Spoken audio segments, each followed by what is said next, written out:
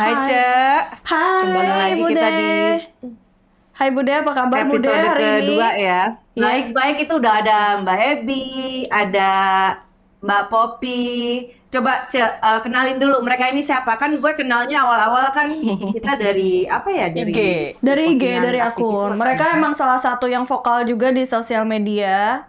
Dan yang kita bahas kali ini kan kayak, berita di Instagram. Belum kelar ngebahas satu, belum kelar shocknya sama yang satu, nggak ada berita selanjutnya ya kan. Iya. Dan semalam aja aku baru buka kan yang soal anak TK di sebuah yayasan.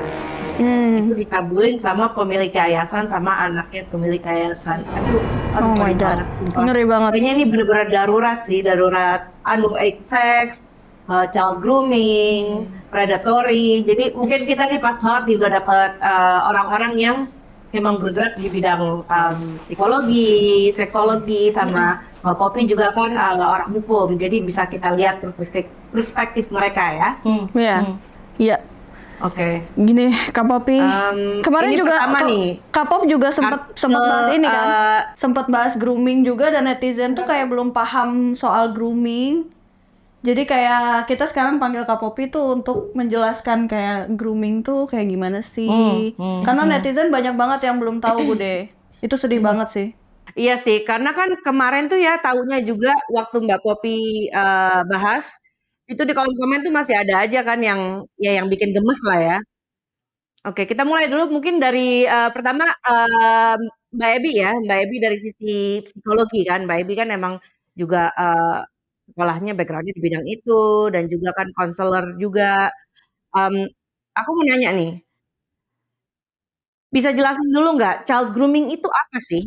Definisinya gitu supaya kita ini orang awam nih ngerti gitu apa yang disebut child grooming supaya jangan sampai salah ngerti gitu. Ya oke. Child grooming itu emang baru populer belakangan ini ya. Kalau pelecehan seksual kan dari dulu udah ada. Child grooming itu sebetulnya adalah suatu upaya dari orang dewasa untuk mempersiapkan anak-anak yang di bawah umur, di bawah 18 ya rata-rata ya, untuk siap dilecehkan sebetulnya. Jadi dipersiapkan, jadi pakai jalurnya pakai kekerasan.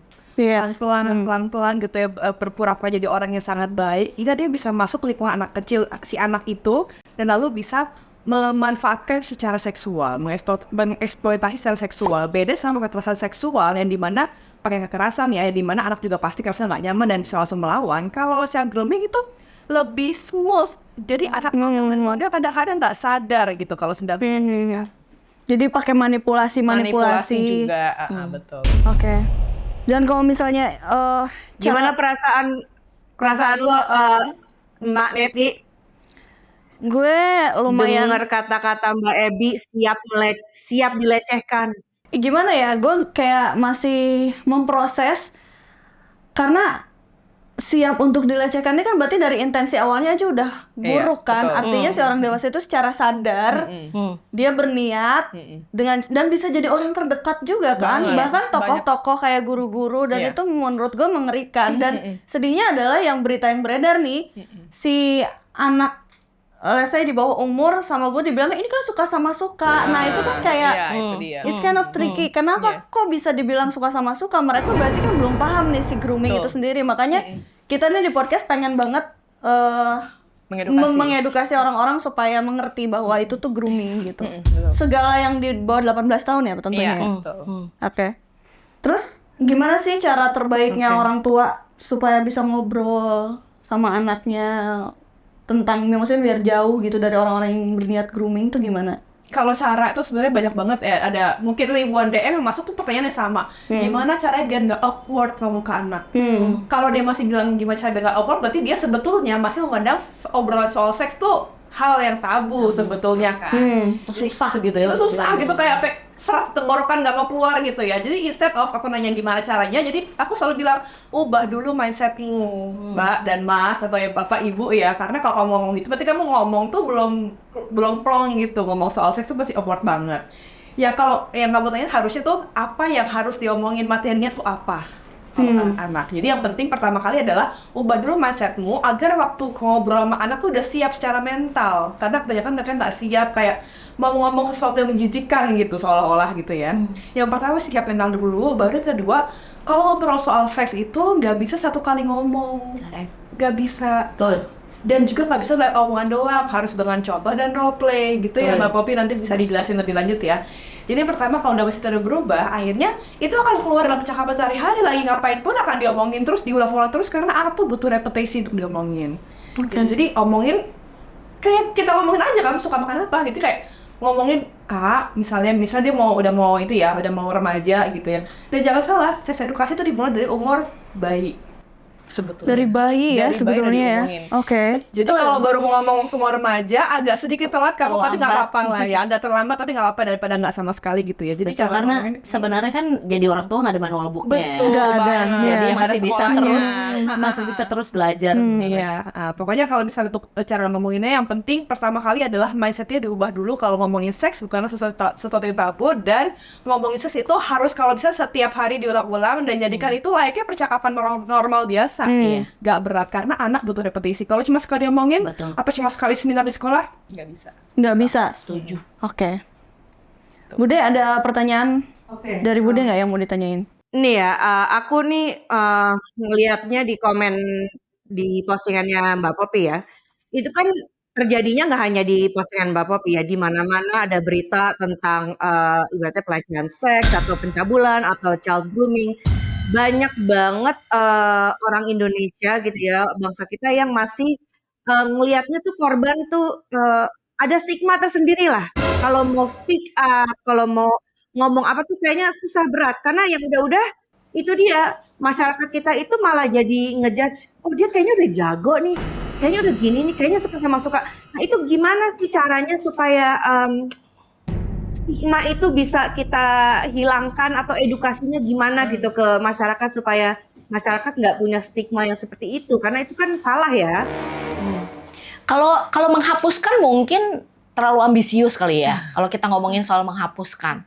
Namun kita bisa mulai dari diri kita sendiri sebenarnya gitu, dengan paham bahwa kalau di Indonesia itu kan ada 3 ya yang jadi pola pikirnya. Norma, budaya, agama. 3 itu aja. Muter di situ gitu ya. Jadi kita nih merasa kita merasa gelisah gitu kalau misalnya ada seseorang, mau dari menggunakan pakaian kek, mau dari cara bertuturnya kek, mau dengan sikap kek ke lawan jenis atau ke sesama jenis, itu kita kayak dibikin bergulat gitu. Di batin kita nih ada pergulatan, ini bener nggak sih, ini oke nggak sih, ini kayaknya nggak oke deh. Masa sih anak umur segini udah kayak gitu, misalnya gitu ya. Perasaan gue, nah kemudian refleksinya ke diri sendiri.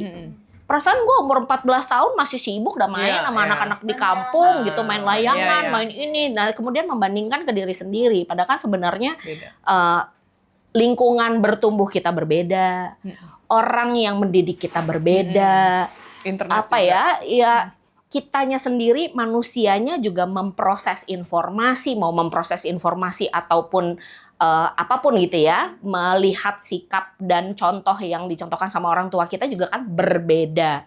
Sehingga isi kepala tuh ada-ada aja gitu kan ya, isi kepala kita tuh sebenarnya ada-ada aja gitu. Nah kayak gitu tuh yang pada akhirnya membentuk, kalau ada yang sama, dan kemudian jadi social conditioning kan. Yang mayoritas, yang mayoritas mengkondisikan supaya iya nih kok semua orang banyak yang kayak begini, mestinya ya seperti ini. Padahal kan sebenarnya enggak. Gitu. Kalau misalnya masih banyak yang ngomong, tapi anak umur segitu masa udah ngerti-ngertian seks. Nah justru itu gitu. Karena buat kita kata seks itu tuh kayak menakutkan.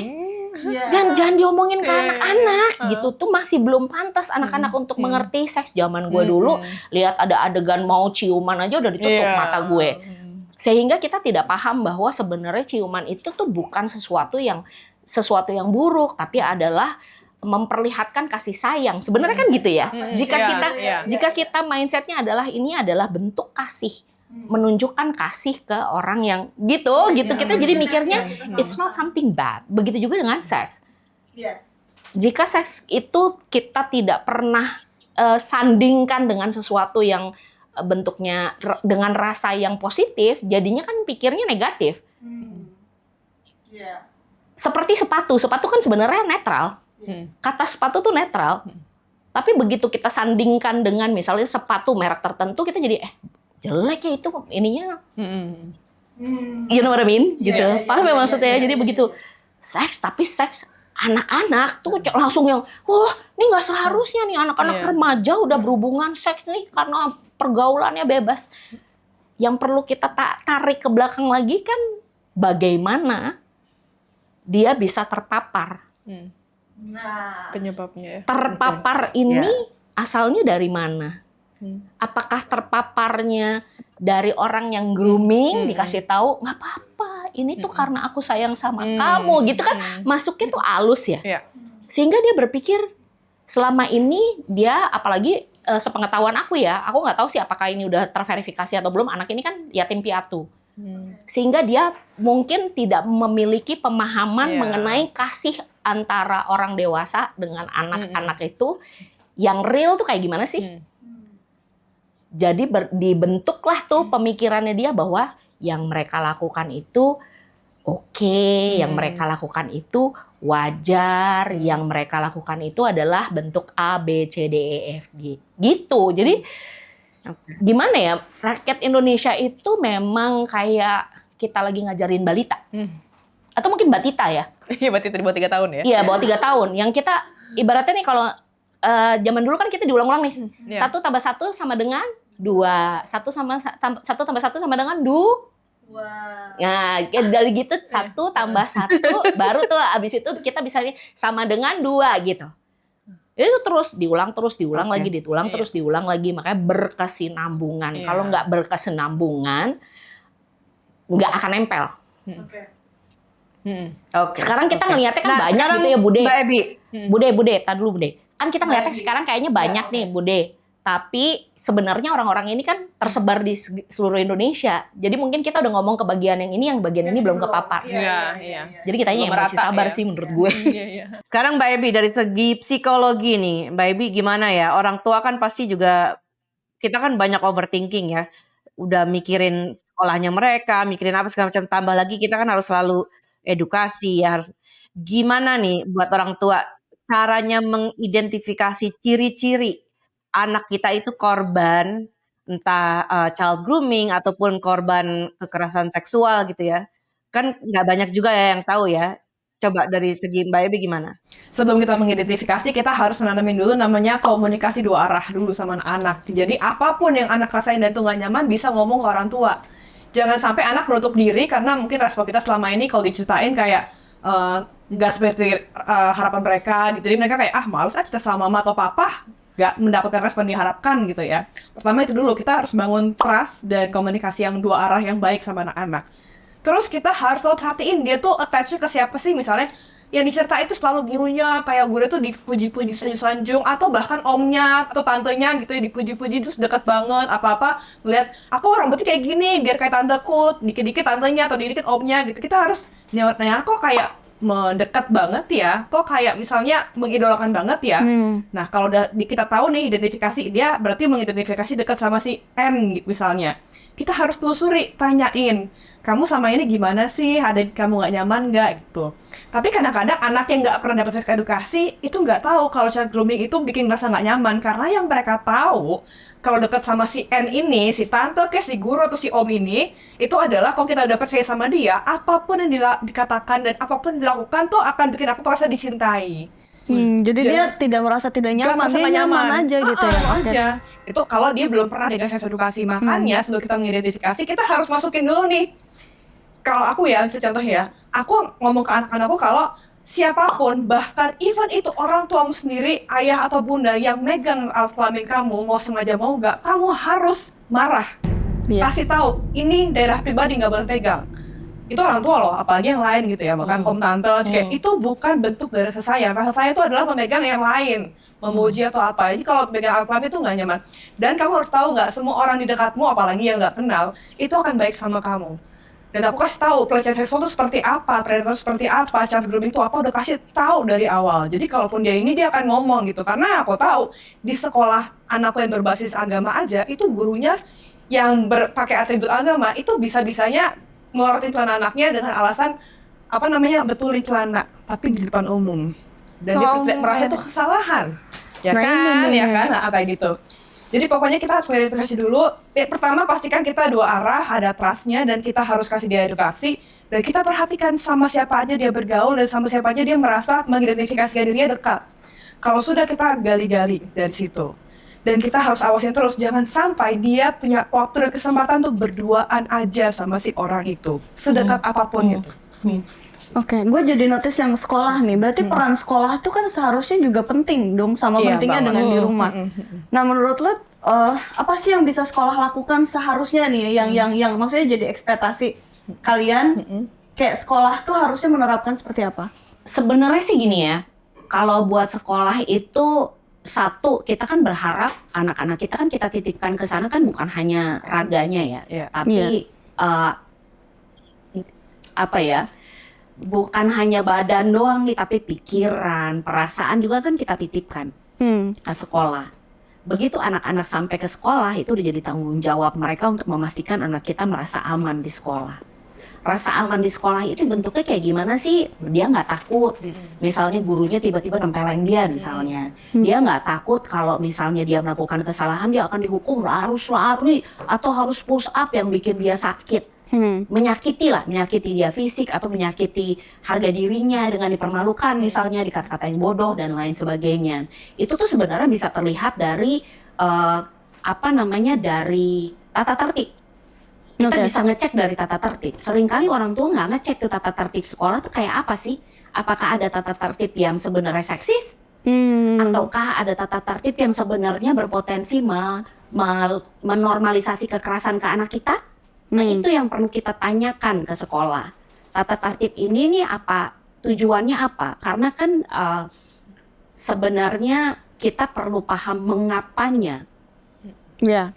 Apakah karena dulu ada yang begini sehingga lo bikin aturan seperti ini? Atau memang karena dari turun-temurun nih, sebelum-sebelumnya kayak gitu, tanpa melihat kondisi anak-anak sekarang seperti apa. Sehingga sebenarnya udah nggak relevan gitu kan. Ini kan ada ya tata tertib yang sebenarnya udah nggak relevan dengan anak-anak zaman sekarang hanya karena diturunkan dari sebelum-sebelumnya. Gitu. Termasuk ngeberesin baju tanpa izin juga kan kita kan kayak kan. Karena kan itu kan dari sudut pandang subjektif ya. Gue ngeliat nggak sopan nih lu pakai kayak begini, turunin gitu ya. Atau perempuan tuh roknya nggak boleh tuh gitu, maksudnya di atas lutut, harus yang di bawah lutut.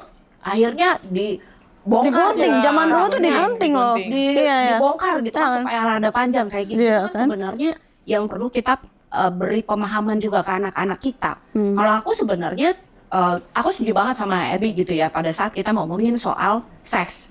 Tapi mungkin kalau buat orang Indonesia pada saat kita ngomongin edukasi seks tuh kayak takut sehingga jadi sekarang ini yang gue lakukan adalah untuk membantu ibu-ibu untuk kasih paham ke anak-anaknya mengenai ketubuhan mereka. Jadi bukan ngomongin sex education. Bandelis dulu gitu ya. Iya, jadi di-refresh sedikit kalimatnya sehingga mereka bisa menerima. Kalau orang Indonesia kan begitu kita ngomongin sex education udah seks, ngajarin, gitu. Enggak, kita ngebahas mengenai kita beri pemahaman anak kita mengenai tubuhnya. Itu kan lebih halus buat orang-orang yang takut tuh kayak oh iya juga ya gitu. Maksudnya mulai dari anatomi. Mulai dari anatomi kan sebenarnya berbeda antara laki-laki dan perempuan berbeda. Anatomi kita kasih tahu anatominya. Ini ada penis, ini ada ini ada ini. Gunakan istilah yang tepat. Bukan istilah yang apa ini bentuknya apa gitu. Ada masih banyak kan. Berikan istilah yang tepat. Yang kedua, otonomi. Otonomi itu artinya dia paham nih batasan-batasan yang boleh atau tidak boleh disentuh di atas tubuhnya. Contoh kayak tadi ya, Bi bilang, ada bagian-bagian tubuh kan yang bahkan ibu tidak boleh atau bapak tidak boleh sentuh. Sentuhnya dengan sengaja nih ya, gitu, bukan dengan niat membersihkan. Misalnya kalau anak lagi sakit, kayak anakku kan kayak misalnya sakit, dia tidak bisa cebok sendiri pada saat dia buang air besar, itu pun izin. Aku bantuin bersihin ya nak. Jadi dia paham bahwa kita akan menyentuh bagian sensitifnya dia. Kadang-kadang anak umur 7 tahun, 8 tahun aja udah malu gitu ya, kelihatan ini dan lain sebagainya. Jadi dibiasakan juga gitu. Pada saat mandi tuh nggak keluar ucuk-ucuk, nggak pakai handuk. Jadi benar-benar pada saat dia mandi pun aku siapkan bukan handuk-handuk biasa ya, tapi handuk kayak petinju tau gak sih? Ada tutupnya. Jadi begitu keluar tuh dia udah pakai kayak baju. Sehingga dia paham bahwa tertutup dari atas sampai bawah sebenarnya. Bahkan ke ibunya sendiri. Gitu, ibunya pun kalau misalnya mau ganti baju kasih paham ke anaknya, nak keluar dulu, mau ganti baju dulu sebentar ya. Gitu, jadi anaknya tuh tidak merasa kalau it's okay buka baju di mana aja, ganti baju di mana aja. Otonomi ketubuhan. Setelah itu integrity. Integrity itu bagaimana dia menghargai tubuhnya sendiri dan tubuh orang lain. Kalau ngomongin otonomi kan tubuh sendiri. Tapi integritas itu adalah bagaimana dia menjaga tubuhnya dia dan tubuh orang lain juga. Jadi cara dia menghargai dirinya sendiri adalah dengan memahami batasan orang juga. Jadi hanya karena dia suka pegangan tangan sama aku kan bukan berarti sama orang dewasa yang lain dia akan pegang tangan juga gitu. Jadi integritas itu juga membutuhkan dia paham bahwa dia punya hak atas tubuhnya, begitu juga orang lain punya hak atas tubuhnya.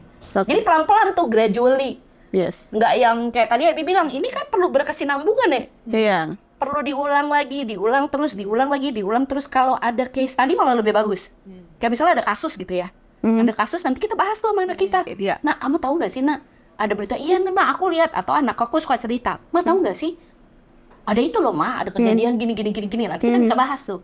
Karena dibiasakan, jadinya kayak percakapan sehari-hari, benar kata Ebi bilang. Tapi gue jujur agak shock juga sih. Misalnya kayak PDD ya, kasusnya PDD kan juga lumayan viral tuh TikTok dan lain-lain. Anak gue yang remaja juga nanya, Mi tau gak sih PDD tuh dia gini. Gue cukup kaget. Nah gimana sih, maksudnya kayak orang tua tuh ditanya, kok kamu tahu sih kasus itu? Gue masih yang ibu-ibu yang kaget gitu loh. Nah, kalau gue orang komunikasi, kalau dia kan psikologi nih ya. Kalau gue orang komunikasi, biasanya gue kalau anak gue cerita sesuatu yang gue sebenarnya, kok dia tahu sih?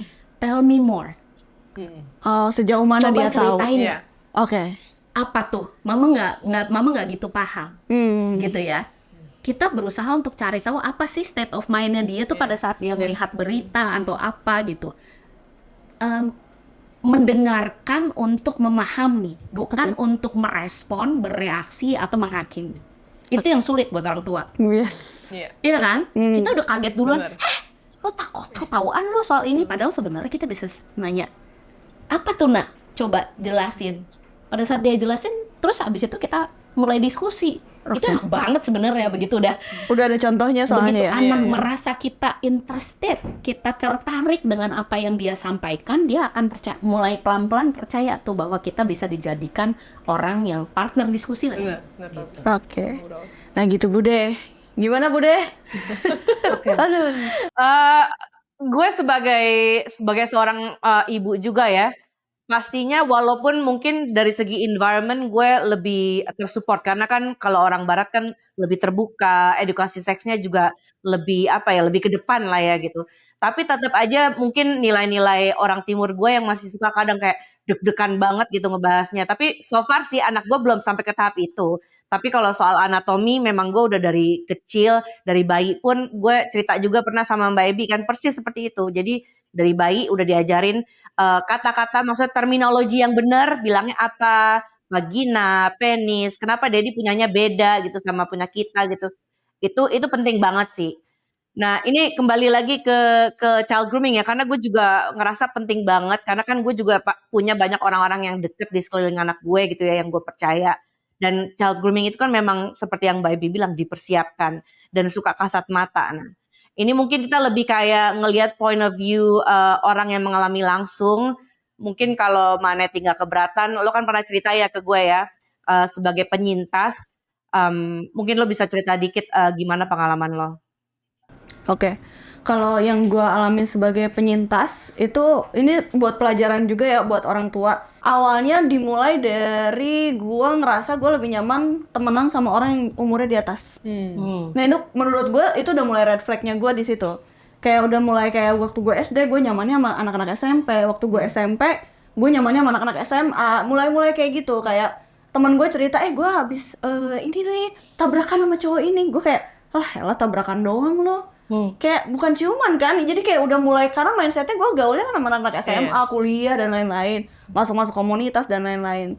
Dan ini salah satu faktornya, mungkin ada background story sedikit ya. Gue tuh di rumah tuh lumayan, bukan diabaikan ya bahasanya apa ya, ya kayak kurang deket lah sama orang tua gitu, karena dua-duanya kerja, bercerai juga dan lain-lain. Jadi gue ngerasa ketika ada orang dewasa yang mendekati gue dan bikin gue nyaman tuh gue jatuh cinta. Nah salahnya gue menginterpretasikan jatuh cinta itu tuh kayak apa ya, maksudnya puppy love kan. Gue saat itu 14 tahun dan dia sudah 24 tahun. Dan akhirnya gue mau untuk berpacaran, dijemput, diantar, dibilang bahwa lu aman sama gue. Pokoknya gue ngerasa gue nyaman dan aman sama dia. Sampai orang tua gue mulai mempertanyakan, kok kamu mainnya sama umur segitu? Dia sudah kerja loh 24 tahun. Kamu kok main di situ terus gitu? Ya aku suka main game. Jadi dia saat itu warnet kayak gitu-gitu kan. Jadi suasananya gue ya main game aja. Tapi kan disitulah gue dimanipulasi. Dan gue baru sadar gue adalah penyintas ketika gue sudah dewasa. Sayangnya saat itu gue tidak dapat pendampingan apa-apa. Yang gue rasakan ya, seks itu tidak sespesial itu. Akhirnya setelah gue bisa, maksudnya dia memanipulasi gue secara seksual, setelah itu gue beranjak ke 16 tahun, 17 tahun, gue akhirnya ya udah, ketika gue melakukan seks sama orang lain, ya udah itu nggak sespesial itu dan gue jadi random aja. Ya udah kayak one night stand dan lain-lain. Gue berani bicara di sini karena gue pakai topeng ya.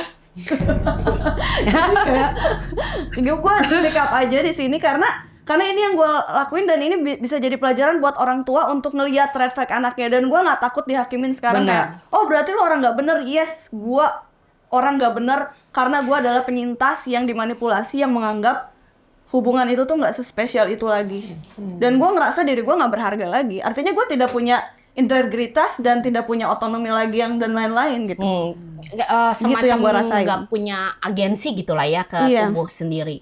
Nah ini sebenarnya menarik banget nih, gue jadi kepengen bahas gitu ya, karena tadi lo bilang bahwa emang gue orang yang nggak benar gitu misalnya nih ya, emang cewek yang bukan cewek baik-baik apalah segala macam. Dulu tuh gue suka bercandain gitu, gue mendingan jadi cewek yang enggak daripada cewek yang baik-baik, yang disuruh buka baju baik, disuruh baik gitu ya, mendingan jadi perempuan yang enggak gitu kan ya, bukan lagi yang enggak benar enggak gitu ya. Jadi dulu tuh suka gue gituin gitu. Kenapa? Karena gue sering banget tuh dibilang, lu kayak perempuan yang enggak aja lu pakai bajunya gitu ya. Dan gue bilang, gue mendingan jadi perempuan enggak daripada perempuan baik-baik gitu kan ya. Apa ya, jokes aside gitu. Gue tuh merasa bahwa kadang orang melihat hitam putih. Ada anak yang baik, ada anak yang nakal. Padahal anak yang baik pun bisa saja mengambil pilihan yang salah. Bisa saja mengambil keputusan yang tidak tepat untuk usianya ya.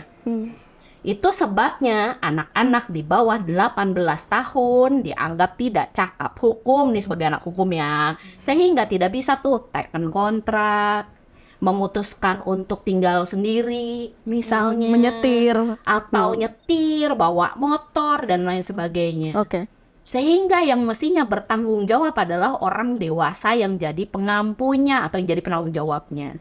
Oke. Gitu, jadi bukan berarti kalau anak-anak ini narkoba gitu misalnya umur 13 tahun udah melem apa segala macam, bukan berarti mereka anak nakal. Bisa jadi mereka sebenarnya mereka anak yang baik, namun mereka mengambil keputusan untuk berteman sama anak-anak lingkungan yang salah misalnya.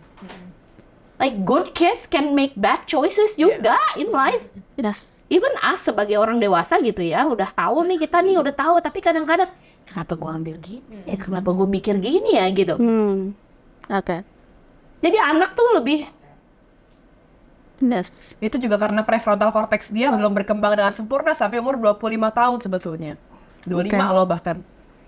Dan laki-laki katanya agak lebih telat ya Mbak Ebi. Nggak tahu nih, aku sotonya tapi aku baca-baca dari artikel laki-laki agak sedikit lebih delay lagi untuk perkembangan prefrontal cortex-nya. Sebetulnya nah ini iya, dari aku juga mau lihat tentang Mbak Ebi ya, dari segi psikologis gitu. Kasusnya Mbak Neti ini gimana? Kan pertama tadi yang kita outline adalah kurang dekat sama orang tua ya. Ini gimana caranya, kalaupun kan kita semua di dunia yang sekarang serba mahal, ya kan, kita maunya memberikan yang terbaik. Bapak Ibu rata-rata bekerja atau dagang gitu kan, jadi kan sibuk gitu. Mbak Ibi gimana nih point of view-nya, gimana caranya dengan kehidupan yang sibuk di dunia modern ini juga orang tua bisa gitu tetap memantau gitu kan, sama dari segi psikologis mungkin Mbak Ibi lihatnya Maneti gimana kasusnya? Nah, aku lihat dari mana ini kan mengalami neglect ya, parentingnya tuh neglect, jadi dia tidak mengisi kebutuhan walaupun sebuah kebutuhan dasar dipenuhi, tapi kebutuhan emosionalnya tidak terkoneksi dengan orang tuanya. Ini sama kayak orang-orang yang menikah tapi kesepian ya. Ada sih orangnya, tapi tidak terkoneksi secara emosional karena tidak ada bonding dan attachment-nya, kurang banget gitu ya. Jadi kita sebagai orang tua walaupun sibuk, kita sempatin dulu untuk membangun telah dilandaskannya trust dan juga komunikasi dua arah gitu. Karena kalau enggak, banyak sekali semua masalah remaja, kenakalan remaja, perilaku penyimpang, itu dasarnya dari kurangnya afeksi dengan orang tuanya di masa remaja dan anak-anak. Itu sebenarnya basicnya itu. Afeksi dan koneksi ya? Afeksi, koneksi, dan trust juga sama orang tuanya. Dan trust. Dan trust juga. Dan tadi aku lihat Maneti, dia bilang baru sadar jadi korban child grooming dan menganggap dirinya tidak baik-baik. Itu jadi bahkan bukan korban ya, tadi survivor ya atau penyintas. Jadi bahkan penyintas dari child grooming itu bisa meruntuhkan self esteem-nya dan dia akhirnya berpendapat bahwa dia tidak baik-baik. Padahal sebenarnya tidak baik-baik siapa? Pelakunya. Ya kan? Sebenarnya dulu waktu mengalami tidak berdaya kan sebetulnya kan, tidak tahu, tidak berdaya. Jadi sebenarnya bukan pihak yang disalahkan, tapi sayangnya masyarakat kita masih belum banyak yang sadar. Akhirnya kayak kemarin ya, yang dijelek-jelekin justru korbannya. Dia sama mau kok jadi perempuan murahan segala macam, padahal dia nggak tahu kalau sebetulnya dia sedang dimanipulasi dan menjadi korban saat itu. Kalau dalam hal ini Maneti survivor gitu ya. Child grooming itu mostly pengalamannya mirip-mirip sama gue karena saat itu 14 tahun tuh gue tahu pemerkosaan, gue tahu kekerasan seksual, gue tahu, tapi gue nggak pernah child grooming tahu yang baru tahu bahwa ini. itu juga salah satu yang bikin gue tidak menghargai diri gue sendiri. Iya, soal term child grooming sampai detik belum ini itu. pun gue masih mikirnya kayak kayak gue jadi orang nggak benar gara-gara kejadian tersebut, dan gue jadi tidak merasa sespesial itu. Nah itu dia masalahnya kalau korban child grooming, karena orang belum tahu child grooming ya kan, dia non kekerasan ya. Akhirnya mereka semua kayak bukan rusak masa depan ya, tapi kayak runtuh loh self esteemnya. Akhirnya mereka menyalahkan diri sendiri selamanya. Padahal sebetulnya kalau kita bisa lebih meng-up nih child grooming dan semua orang sudah sadar child grooming itu adalah salah satu bentuk dari pelecehan seksual, kekerasan seksual, itu harusnya nggak ada lagi Maneti lainnya berpikir kalau dia tuh rusak gara-gara di child grooming. Harusnya dia lebih berdaya gitu ya. Jadi point of view-nya bukan sebagai korban lagi. Ya, stigma penyintas tuh di Stigmanya Indonesia memang masih kencang banget ya. Masih kencang banget karena memang masih banyak orang-orang Indonesia yang berpikirnya adalah yaitu tadi 3 hal itu, norma, budaya, agama. Norma, budaya, agama. Terlepas, makanya masih banyak gitu ya orang-orang, lo hanya karena dosanya beda, tapi lo hakimi orang untuk dosa yang sebenarnya bukan lo juga yang mesti hakimin gitu. Dan itu sebabnya kita nih, aku nih punya satu komunitasku nih bergabung dalam koalisi masyarakat sipil anti kekerasan seksual. Nah, dalam koalisi masyarakat sipil anti kekerasan seksual ini, kita tuh menggunakan tagar gerak bersama. Kenapa? Karena it takes a village. It takes a village to change this nation. Untuk mengubah apa yang ada di pikiran orang-orang satu negara ini, ibaratnya ya. Kalaupun tidak bisa satu negara, paling nggak satu orang dulu. Satu orang terdekat kita. Yang satu orang terdekat kita ini semoga bisa menurunkan ke anak-anak sehingga kita bisa mengubah generasi berikutnya.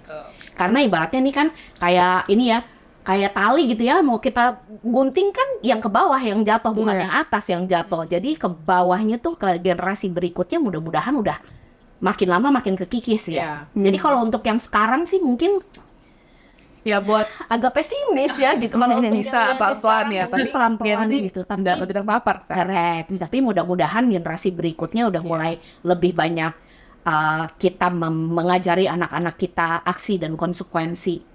Ada aksi. Tapi gini, dari aspek hukum deh, kan itu yang kejadian di Gorontalo tuh kan si gurunya dihukum, ke muridnya itu dari kacamata hukum gimana? Jadi gini, setiap kali ada apapun yang berhubungan dengan kegiatan seksual dan involving a minor, itu udah masuk perbuatan melanggar hukum. Itu notes banget ya. Notes ya, gitu. Itu udah perbuatan melanggar hukum. Namun jika keduanya masih usia anak, misalnya yang lakinya usia 16 tahun, yang perempuannya usia 14 tahun gitu ya, itu masuknya kenakalan remaja. Oke. Kalau kenakalan remaja ini salah satu orang tua sebenarnya bisa melaporkan ke polisi, namun penanganannya berbeda. Oke. Bisa jadi anak-anak ini direhabilitasi. Jadi kalau hukum di Indonesia itu kan tidak semuanya punitif, tapi ada yang edukatif. Edukatif ini adalah anak-anak ini dikembalikan ke orang tuanya punya tanggung jawab untuk kayak misalnya bawa anak-anaknya ke psikolog dan lain sebagainya gitu ya, untuk supaya mereka tahu bahwa yang mereka lakukan adalah A, B, C, D, E, F, G. Jadi orang tuanya diberi kewajiban tambahan untuk memastikan bahwa ini tidak terulang lagi. Yes. Gitu. Namun jika yang satu usia anak, yang satu lagi usia dewasa, itu udah perbuatan melanggar hukum. Terutama kalau hukum di Indonesia itu di Undang-Undang Perlindungan Anak terutama gitu ya. Jika usia dewasanya adalah orang tua, keluarga, guru atau orang-orang yang seharusnya melindungi, polisi gitu ya, itu akan ditambah sepertiga hukumannya. Jadi diperberat hukumannya sepertiganya. Jadi kalau misalnya dia nih, kan ini minimum 5 tahun, maksimum 15 tahun. Kalau dia 15 tahun, dia tambah 5 tahun lagi, jadi 20 tahun. Oke. Lumayan ya. Ya, lumayan. Gitu. Karena itu gitu. Indonesia ini kan kita punya norma hukum supaya jelas batasannya. Nah itu. Nah yang gue pengen tuh justru orang-orang harusnya, ya bukan nggak penting ya adab. Tadi apa 3 poin? Adab, Norma, budaya, agama. Iya, bukan nggak penting, itu juga penting. Tapi hukum juga karena dianut oleh semua jenis lapisan masyarakat di Indonesia harusnya juga lebih terpapar juga Karena ini gitu kan ilmunya. perlindungan anak. Iya. Tugasnya undang-undang ini adalah untuk memastikan anak-anak kita nih semua di Indonesia itu terlindungi. Ada kejelasan hukumnya. Yes. Jika anak-anak karena anak-anak kan rentan dimanipulasi. Ada yang kalau anak-anak sampai ibaratnya dimanipulasi supaya mukulin teman-temannya, atau misalnya untuk jadi bandar narkoba, kayak gitu-gitu kan yang kita hukum bukan hanya anaknya, tapi justru kita cari akarnya di mana nih. Dan masih orang dewasa di sekitarnya. Makanya kemudian yang dilaporkan adalah si gurunya ini dengan pasal itu, dengan pasal di Undang-Undang Perlindungan Anak. Oke. Dan pakai ada tambahan lagi sepertiganya karena dia guru yang seharusnya melindungi. Oke. Bude, ada pertanyaan lagi nggak untuk mereka berdua nih? Ini lebih ke Mbak Popi ya. Ini kan setelah kita tahu korban gitu. Misalnya orang tua udah lebih teredukasi. Kita tahu nih anak kita nih kayaknya korban nih. Kayaknya di grooming nih. Gimana prosedurnya secara hukum, kan mungkin Mbak Popi banyak collab sama Komnas Perempuan dan Anak ya. Supaya masyarakat juga tahu gitu. Step-step pertamanya yang paling penting tuh apa gitu. Supaya mereka tahu caranya menanggulangi masalah ini gitu. Jadi gini. Pertama komunikasi sama anak dulu ya. Kita fokus ke anaknya dulu. Kita fokus ke anak kita dulu untuk paham ini sejauh apa sih gitu ya. Apakah ini hanya relasi lagi suka-sukaan aja? Apakah sudah menuju ke kekerasan seksual? Kekerasan seksual dalam bentuk apapun ya. Udah mulai petting, misalnya udah mulai pegang-pegang, udah mulai cium-ciuman gitu ya. Dan ciumannya yang bukan cium pipi, cium inian gitu ya. Itu kita mulai berusaha untuk memahami dulu dari anaknya sejauh apa sih relasinya, dan kemudian sampaikan bahwa ini bukan relasi yang tepat buat dia karena ada gap usia ini gitu. Plus apalagi kalau guru gitu ya. Dan beberapa yang masuk ke aku itu laporannya dari guru les. Guru les yang di rumah hanya berduaan sama anak selama beberapa jam, beberapa kali seminggu, itu juga rentan banget ya gitu. Yang kayak gitu ya gitu. Jadi paling enggak kita paham dulu dari anaknya state of mind-nya kayak gimana, state of being-nya seperti apa. Setelah itu karena ini berhubungan dengan anak, orang tua bisa melaporkan ke polisi. Oke. Karena anak belum cakap hukum, semua yang berhubungan dengan anak itu masuknya aduannya adalah deliknya delik yang biasa, bukan delik aduan. Kalau delik aduan kan harus korbannya sendiri yang melaporkan. Tapi yang berhubungan dengan anak itu pengampu, wali nih ya, atau orang tua itu bisa melaporkan ke polisi. Terlepas orang yang melakukan usianya adalah 18 tahun 2 hari gitu ya. Itu udah masuk dewasa. Itu udah bisa dilaporkan ke polisi. Walaupun mungkin penanganannya berbeda ya. Gitu. Kalau misalnya misalnya pelaku kekerasan seksual gitu ya, usia anak. Itu kita menganggapnya keduanya korban. Keduanya Jadi walaupun pelaku Correct. kalau di bawah umur, Correct. oke. Makanya kemudian Korban. masuklah tuh psikiater yang forensik nih. Dari psikiatri tapi yang forensik untuk mencari tahu ini datangnya dari mana sih? The urge untuk melakukan kekerasan seksual ini datangnya dari mana? Kita cari paham dulu, memahami dulu, baru setelah itu kita tinjauan ini dari yang ahli itu akan jadi pertimbangan hakim. Apakah ini anak akan masuk ke, misalnya akan masuk ke pidana yang serius, ataukah ini masih bisa direform, jadi masuknya ke rehabilitasi. Oke, terapi Namun, dan lain-lain. kayak misalnya, nggak tahu ya, kita mau bahas kasus nggak sih? Kalau misalnya kayak kasus kemarin itu yang sampai akhirnya jadi pembunuhan, Oke. itu kan beda lagi ya, gitu. Itu agak Karena berat ada ya. eskalasi, karena ada eskalasi bukan hanya sekedar kekerasan seksual, tapi ada penghilangan nyawa seseorang. Itu udah nggak bisa lagi direform. Nggak bisa. Itu udah harus, sebenarnya ya seharusnya ya, udah masuk hukuman. Walaupun sistem peradilan untuk anak itu berbeda sama orang dewasa. Oke. Sistem peradilan buat anak itu tertutup. Ya, dan secara media juga memang tidak boleh. Betul, makanya gue heran banget kemarin tuh pas yang kasusnya si Mario Dandi itu, gitu ya, benar disebut apa sih? Si Mario Dandi itu sama si Agnes itu sidang baca putusannya itu dibuka tuh, gue heran banget. Mereka tuh di bawah umur padahal ya. Bukan merekanya, buat yang Agnes. Mario Dandi kan udah dewasa sebenarnya, udah 20 tahun usianya. Tapi Oke, buat yang Agnes yang umur 15 tahun, sidang putusannya dibuat terbuka tuh, kita bahas tuh di kampus, kok bisa ya? Oke. Dibikin terbuka, apakah karena ada tekanan dari media? Kan rame ya media beritain dan lain sebagainya, sehingga hakimnya memutuskan bahwa ini sidang putusannya terbuka, kan harus dilindungi privasi anak. Yes. Gitu. Oke. Lo bayangin anak umur 15 tahun berhubungan seks dengan laki-laki usia 20 tahun, kan dia korban child grooming bisa jadi. Sebenarnya iya kan. Karena di bawah umur. It's Nah, ini statutory dari rape, gitu. kalau ke Ebi nih. Kalau stigma nih kan, orang tuh kan ragu juga buat ngomong. Terus gue juga penasaran, biasanya dari case-case yang lo tahu tuh terpaparnya tuh dari apa sih? Pornografi kah atau apakah? Coba boleh dijelasin nggak? Pornografi anak ya, terutama ya. Pornografi itu sebetulnya dari pornografi pasti nomor satu tuh pornografi. Jadi kayak walaupun kita strikin, kita cuma boleh 1 jam di rumah segala macam, di sekolah udah pada bawa handphone. Betul. Atau nggak misalnya guru lesnya atau guru apa ngasih lihat bisa juga kan. Yes. Berbagi video di sekolah. Kalau dulu kita zaman kita ya, kalau misalnya mau nonton bokep itu kan susah, harus kenal sama penjual DVD-nya, itu nggak mesti lewat OWI segala macam. Kalau nggak beli beli TTS yang gambar-gambarnya seksi yang kan itu doang. Oke. Ini sekarang kita main game pun tuh udah ada banyak ads yang ada terselip pornografi. Betul. Gampang itu dan pasti pornografi pertama. Tapi karena pornografi terus-terusan, akhirnya dia kepengen mencoba.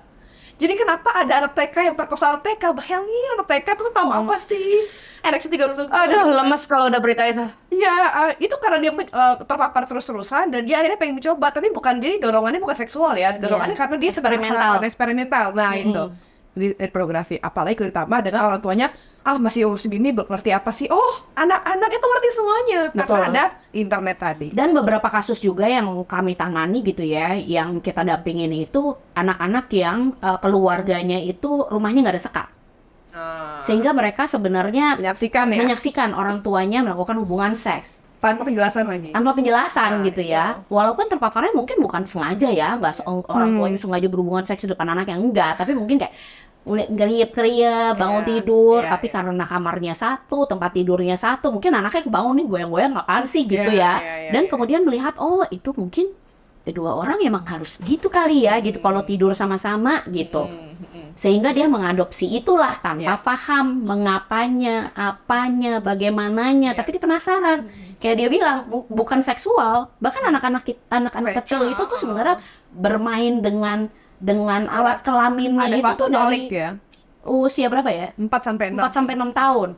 Tapi bukan karena dorongan seksual, karena ada rasa nyaman pada saat mereka pegang kelaminnya. Geli-geli gitu Ada rasa kan. geli, ada sensasi sedikit, ada sensasi lah yang mungkin mereka ya nggak tahu itu bukan seksual kali Iya. gitu. Tapi ada fase itu sebenarnya. Oke. Oke, ini kan kita dari predatory, kekerasan seksual, child grooming. Ini kita juga nyambungnya ke seperti yang Mbak Poppy tadi bilangnya budaya gitu kan. Kalau menurut aku nih budaya di Indonesia juga kan masih kayak banyak banget yang menerima pernikahan anak, ya kan? Kita nggak mau nyatu-nyatuin ya untuk urusan agama, budaya, tapi kita lebih peduli ke arah secara sainsnya, secara psikologinya kan memang anak di bawah umur itu belum siap gitu. Nah ini aku ada berita nih ya, aku bacain dulu headline-nya ya. Dulu waktu mereka heboh, aku tuh yang kayak, aduh mau komen gimana ya, karena mungkin dari segi budaya Indonesia ini masih dinormalisasi banget gitu. Nih, selebgram nikah muda usia 16 tahun, kini menanti anak pertama. Ini aku inget nih kejadiannya. Waktu dia nikah itu, dia masih 16, si cowoknya 25. Dan itu mereka ngejar buru-buru nikah karena waktu itu pemerintah lagi mau melegalkan usia pernikahan baru aja dinaikin. Jadi mereka ngejarnya di situ. Nah, netizen tuh reaksinya tuh kayak, ih gila ya, keren ya gitu, kayak didukung sama keluarganya, masih muda, terus keluarga sakinah, mawadah, maromah. Dan itu menurut aku it's wrong karena ekspektasi orang-orang kan, oh iya ya, keren gitu kan, udah siap berkeluarga, si cantik, si ganteng, duitnya banyak. It doesn't make sense karena kan kondisi orang kan nggak semua seperti itu, punya support system yang seperti itu. Yang kita lihat umumnya kan tidak siap kan lingkungannya. Nah ini coba pendapat Mbak Ebi dulu gimana nih ngelihat kasus itu ya, karena menurut aku ini juga berhubungan dengan mindset masyarakat juga ya ngelihatnya ya. Kalau zaman dulu itu wajar karena tadi belum ada emansipasi gitu ya. Terus kalau orang wanita-wanita kan nggak boleh sekolah. Jadi kalau udah masuk mens itu dikhawatirkan bisa berzina dan hamil di luar nikah kan yang gimana jadi aib gitu ya. Akhirnya apa jalannya dia nikah sampai jauh lebih tua gitu kan. Kalau laki-laki kan boleh bekerja dan pendidikan. Tapi sekarang itu udah nggak relevan lagi sama sekali karena perempuan punya banyak pilihan selain menikah gitu ya, melanjutkan sekolah setinggi mungkin, bekerja dan lain-lain. Itu harusnya udah nggak masuk norma sosial lagi gitu. Kenapa itu oke gitu? Karena dilakukan pertama selebgram, yang kedua orang-orang belum terpapar mengenai konsekuensi dari pernikahan dini. Padahal udah ada sinetronnya dulu ya, nonton yang semua nikah gitu kan ya. Itu kayaknya harus ditayangin ulang deh biar gak jadi sebenarnya ada versi yang sekarang tapi buat gue tuh enggak pernikahan dini tuh ada versinya yang baru tapi buat gue tuh jadi romantisasi, ngerti nggak sih? Romantisasi pernikahan di bawah umur, pernikahan anak. Kalau pernikahan jadi bahkan sekarang tuh kita nggak mau nyebutnya pernikahan dini, kita menyebutnya pernikahan anak. Udah biar lu ngerasa nggak nyaman dengernya ya, emang seharusnya lu nggak nyaman lu denger ngomong pernikahan anak gitu. Emang ini pernikahan anak. Nah harusnya gitu, kita framingnya bukan pernikahan dini, bukan karena siap segala macam, tapi pernikahan anak biar masyarakat jadi nggak nyaman menyebut. Sekali lagi kenapa itu diromantisasi? Karena belum teredukasi. Ya. Karena mereka yang udah nikah duluan terlihat baik-baik aja kok, tuh banyak rezekinya segala macam, itu enggak, karena mereka belum teredukasi bahayanya. Reproduksi aja belum sempurna, apalagi prefrontal cortex-nya tuh ya yang 25 tahun baru sempurna, gimana coba kalau berkonflik? Ya kan, pasti akan jadi ledakan yang luar biasa dan bisa jadi potensi KDRT, ya kan, anak-anaknya jadi nggak siap secara mental, jadi ada gangguan perkembangan dan lain-lain. Itu kan nggak di-up di media, yang di-up cuma dia posting selebgram, dua-duanya punya pengikut jutaan, di posting yang indah-indahnya doang. Mana mungkin di posting pas berantem, ya kan? Kayak gitu sih. Sekarang butuh edukasi sih, tentang edukasi bahayanya pernikahan anak. Tuh. Gue sempat bahas juga tuh soal ini kayaknya kita selebgram ini. Oke, lanjut. Apa namanya? Karena buat gue saat itu tuh lagi fase-fase banyak orang yang mengglorifikasi perkawinan anak, Bude. Iya. Banget tuh yang ada hashtag apa sih? Indahnya nikah muda gitu-gitu kan ya. Nikah muda. Banget ini gitu ya. Dan yang couple goals ya. Iya, couple goals. Kan juga kan orang-orang yang dengan followers banyak gitu ya. Tapi kan tidak kayak tadi kamu bilang gitu, Bude, gitu. Maksudnya anak ini dia punya privilege untuk dia melanjutkan sekolah. dia punya privilege bahkan untuk ke dokter spesialis untuk ngecek apakah tubuhnya sudah siap dihamili gitu ya, bentukannya untuk punya anak. Jadi dia bahkan dengan gamblangnya dia mengiklankan di bio Instagramnya 16 years old bride misalnya, terus and pregnant kan gitu tuh, mau 17 tahun ini kan kita jadi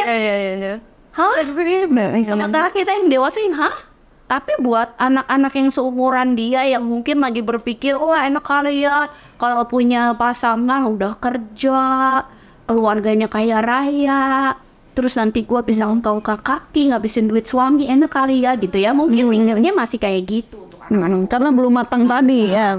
Tapi ya gitu ya, buatku jadinya sayang mereka jadi mengiklankan bahwa tidak apa-apa loh untuk menikah untuk usia 16 tahun. Karena kan waktu itu undang-undangnya belum diresmikan. Gitu ya. Kalaupun misalnya undang-undang sudah diresmikan, masih ada dispensasi, kamu bisa minta ke hakim untuk didispensasi. Nih, kalau contohnya ya, aku dulu sebelum punya anak aja udah seneng nonton seri ini. Itu ada judulnya kalau dari Amerika itu Teen Mom. Itu di situ benar-benar bukan mencerminkan bahwa pernikahan anak itu keren atau gimana, tapi betapa perjuangannya untuk bisa ngelurusin lagi hidupnya, bisa sekolah sambil ngurusin bayi, mereka berantem, ada yang kena narkoba, karena kan itu kan semua kan ngaruh ke psikologis ya. Jadi buat kita aja yang udah cukup umur aja membesarkan anak itu berat loh gitu. Jadi ya itu rekomendasi dari aku sih ya. Nonton Teen Mom, aku tuh sampai berapa season gitu. Itu ngeri banget sumpah, ancur-ancuran. Rata-rata tuh bukan berarti nggak bisa recover ya hidupnya, tapi perjalanannya berat gitu. Berat banget untuk bisa ngelurusin hidup gitu. Buat teman-teman semua, para orang tua atau kalian-kalian yang udah di usia dewasa gitu ya. Kalau lihat ada akun-akun yang aneh kayak Bude pernah naikin kan tuh, kita report rame-rame yang isi feed-nya tuh anak-anak SD goyang-goyang yang seksi gitu. Itu ngeri banget sumpah. Kalian harus lapor supaya akun itu tumbang. Itu sih yang step yang paling pertama buat aku ya. Kalau dari kalian gimana nih sarannya? Dari Mbak Popi dulu. Kalau dari aku berhenti di kamu. Berhenti di kamu kalau misalnya ada video yang tersebar. Ada setuju banget. Kekerasan anak, kekerasan seksual ke anak, jangan malah diminta videonya atau disebarin videonya. Apalagi kalau muka anaknya tuh kelihatan. Jadi berhenti di kamu. Begitu kamu lihat, kamu misalnya ada yang membagikan di WhatsApp gitu ya. WhatsApp keluarga kan kadang-kadang gitu ya. Ini kasihan ya kepala segala macam. Kasih tahu berhenti, jangan disebarin. Iya. Jadi berhenti di kamu. Begitu nyampe di kamu bilang, tolong dihapus. Ini tidak seharusnya ini karena ada usia anak. Paling nggak gitu. Mau dia oke, mau dia nggak oke, fine. Kamu dapat dan lain sebagainya, berhenti di kamu. Report ya. Aku setuju banget tadi Bude ngomong. Report. Jangan malah videonya mana nih? Gue punya videonya. Apa segala kan banyak ya orang-orang yang oportunis kayak gitu. Ini saatnya kita gerak sama-sama nih. Gerak sama-sama untuk memastikan bahwa anak-anak kita semua aman. Karena sekarang ini teknologi makin maju. Bisa saja muka anak gue ditempel ke badannya siapa dan kemudian disebarkan. Hanya karena gue aktivis gitu ya. Soalnya banyak banget gitu ya modelannya kayak gitu yang gue sampai ngerti. Pada kreatif banget, tapi kreatifnya jahat gitu. Gitu. It takes a village, saatnya kita gerak sama-sama. Jika memang ada sesuatu, apalagi yang berhubungan dengan seksual ya, aktivitas seksual antara anak dan orang dewasa, mari kita alihkan tanggung jawabnya ke orang dewasanya ya. Jangan kita sibuk sama anaknya. Wah, zaman gua dulu nih enggak lagi saingan ya siapa yang paling benar hidupnya gitu. Tapi mari kita pelan-pelan kita alihkan tanggung jawabnya ke pelaku bukan ke anak. Kalau dari aku sih gitu. Dari Mbak Ebi, setuju sih kayak Mbak Ebi report, terus kita dimulai dari diri kita sendiri dulu perubahannya, dan kita sih kalau kita kan edukatornya kayak, jadi kita mengedukasi tentang child grooming dan lain, karena tadinya begitu pertama kali posting soal child grooming, banyak kan aku nanya kan, kalau aku mau posting tuh aku selalu bikin pertanyaan, tahu ke soal child grooming? 90% jawab enggak, apaan tuh grooming kan grooming make up gitu kan ya, child grooming gitu kan. Begitu post sekarang dan edukasi setahun setelahnya sekarang udah pada ngerti soal child grooming, tapi itu kan baru di followers kita yang caster edukasi yang mulai dulu kan. Ya kita bisa mulai lebih edukasi lebih pasif sih kalau sekarang dengan pokoknya pakai hashtag stop grooming gitu-gitu ya. Oke. Kalau dari gue Karena udah lumayan lengkap juga dari Bude, Poppy, dan Mbak Ebi. Dari gue, netizen jangan minta-minta video aneh-aneh ke gue. Banyak nih DM-DM, Maneti punya videonya si ini nggak kirim dong. Kanda ini, gue blokir. Bye-bye. Kamu. Udah. Gimana? Takes a village kan. Ini buzzer ya, jangan ngomong bilang semua salahnya pemerintah. Lo semua juga tanggung jawab ya. Kita semua harus tanggung jawab. Apalagi selebgram ya, maksud gue. Iya. Jangan kampanye. Iya, lo dapetin engagement terus lo posting videonya di depan gitu ya, biar orang-orang pada masuk ke situ, kemudian malah jadi bertransaksi gitu di komentarnya. Itu kan lo enabling ya. Lo juga membuka jalan buat orang-orang menyebarkan child pornography. Karena pada saat udah nyebar dari orang yang berbeda lagi, itu udah masuk child pornography. Udah pornografi anak. Yes. Menurut gue sih, ya jangan. Thank you semuanya ya. Ini kita bungkus dulu. Nanti kita bakal bikin part 2 ya untuk bahas underage sex mungkin lebih general lagi supaya semua juga lebih teredukasi. Jangan tabu-tabu, jangan kayak nggak enak untuk ngebahas sex education. Jadi kita nanti ngumpul lagi sama Mbak Poppy, sama Maneti untuk bahas lebih dalam lagi. Terima kasih semua untuk waktunya ya. Sama-sama. Thank you ya kalian. Thank you Bude. Udah bikin platform yang bisa edukasi mama. Bye. Bye.